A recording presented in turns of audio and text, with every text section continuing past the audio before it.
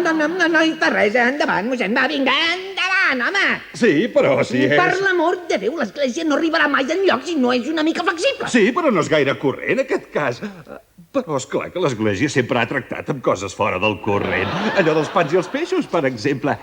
Doncs així, som-hi. Algú sap algun motiu perquè aquestes dues persones no es puguin unir en sant matrimoni? No. No. No? No? Sí!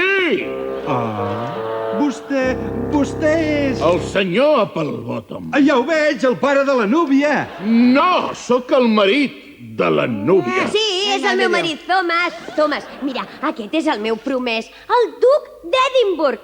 Príncep Egmont, aquest és el meu marit. Sí, molt llavors. Thomas, mira, aquest és el pare... Smith, us he reunit per parlar de la col·lecta per la crema de bruixes. Senyor Applebottom, just ara pensava que potser podríem arribar a un arranjament temporal amb la vostra dolça esposa.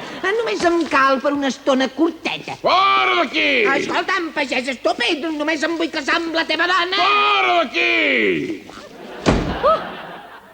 Era el duc d'Edimburg, saps, ximplet? Més aviat semblava el comte de Doncaster.